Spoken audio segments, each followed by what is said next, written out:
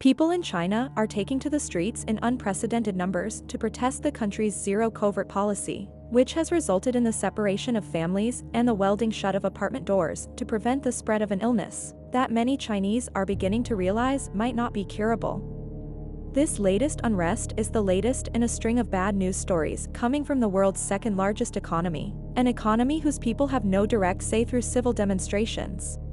Welcome back to Market Empire.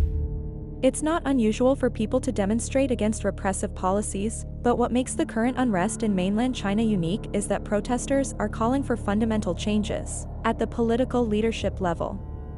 All of this transpired before the government suddenly and dramatically changed its covert policy, exposing the country to an onslaught of infection. Now, to be clear, despite what some outlets might present and as we have explored multiple times for foreign videos covering China, the chance of an outright revolution is incredibly small, with reports of as many as 37 million people per day catching covert and forcing entire cities back into lockdown. Despite the justified hostility we outsiders feel toward China, that is likely a positive development. Altruistically, no one should seek a revolution or social breakdown that causes economic collapse. Despite its flaws, the system still helps hundreds of millions of very low-income people. Even if we are entirely selfless, causing a major upheaval in a country as large and still primarily poor as China's economy would result in unimaginable suffering for the people who have no say in the decisions made by their government. We pay close attention to China because we rely on it in many ways. It purchases a lot of our raw materials, invests in many of our economies, and is responsible for producing many of the consumer goods and economic infrastructure that we enjoy and rely on. What would the impact of a Chinese economic collapse be on the world economy? Where can we find the most effective solutions to lessen the blow this could deal to our economies? Finally, could some countries benefit from this unfortunate situation? A significant caveat is that no one, least of all economists, can accurately predict the future. While it is impossible to predict how a Chinese collapse would affect the rest of the world, this hypothetical medical event is not without precedent.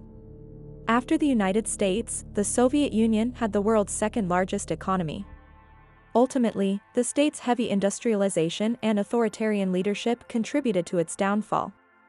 The impact of the Soviet system crumbled almost overnight across the member nations of the Union into near-total anarchy, as a result of civil unrest, economic stagnation, and a series of large-scale disasters. Because of the extensive reforms necessary to establish a functional government, the country was heavily reliant on the Soviet Union, which also suffered. However, by 1991, most countries not under Soviet sway had recovered. After the United States and China, the Soviet Union had the third or fourth largest economy in the world. It must have been embarrassing for Japan and possibly West Germany to be excluded, given that East Germany was one of the 15 member states of the Soviet Union. Since record-keeping in the Union was so corrupt and non-reliable, institutions like the IMF and the World Bank could only be confident of its output within a range of around $500 billion, or so at the time. It's probably worth pointing out that China also has systemic issues with producing reliable economic data, which is why we can't be sure whether it was the third or fourth largest economy in the world at its collapse. Nonetheless, it is much better than it was in the Soviet Union's final years. The Soviet Union's economy, wherever it may have ranked among the world's largest, was unquestionably sizable and influential. However, global GDP increased after its collapse. Even if the dissolution of the Soviet Union did not affect any other economies, this result is still unexpected.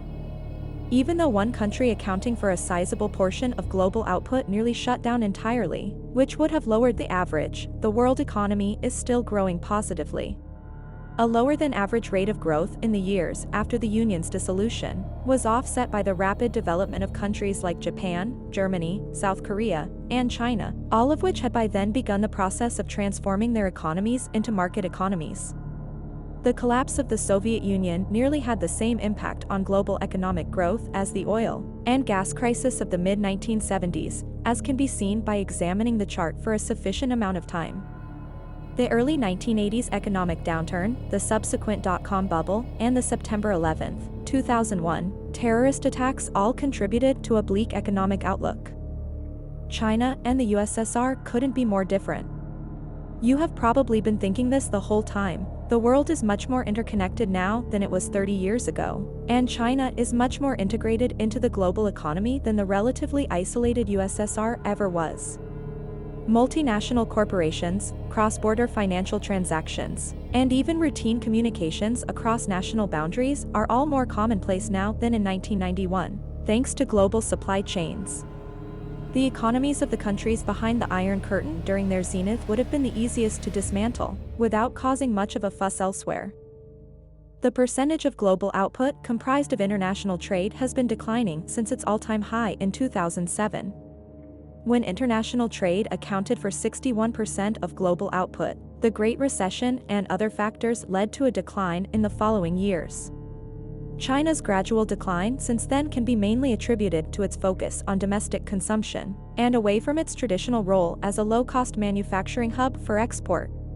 The recent sharp decline was caused by covert, and World Bank hasn't yet produced figures for 2021 or 2022, but it is expected to be back up around 55% regardless, even at 52% of total global output.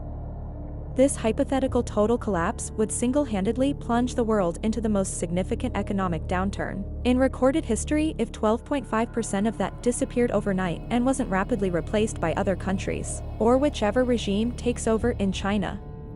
China has problems, to be fair. Still, it's also important to consider that the industries that deal most with a global economy, those that provide international services, import raw materials, and export manufactured goods, will be the most resilient to the current economic uncertainty. The companies we're discussing in China would cause massive short-term disruptions. If we're talking about a situation in which China's electricity grid has gone offline, the world would likely face more serious issues than just a recession. China's economy is more stable because of its dependence on the rest of the world. It is not likely to suddenly stop contributing to the global economy. Any kind of economic collapse, particularly within China, is likely to occur on a long drawn-out time scale, which would give industry enough time to establish operations, although there are situations, like an invasion of Taiwan, that could spark Russian-style sanctions that could cut it off from the world quickly and severely. While this may not be the thrilling response you were hoping for, it does highlight how thought experiments investigating extreme economic situations can help gain insight into topics like international trade, economic interdependence, and even the development of our world into one that is significantly wealthier than it was in the past. Possibly more fragile system in the space of just the last 3 decades. Leave a comment with your ideas below, and we appreciate you tuning in to Market Empire.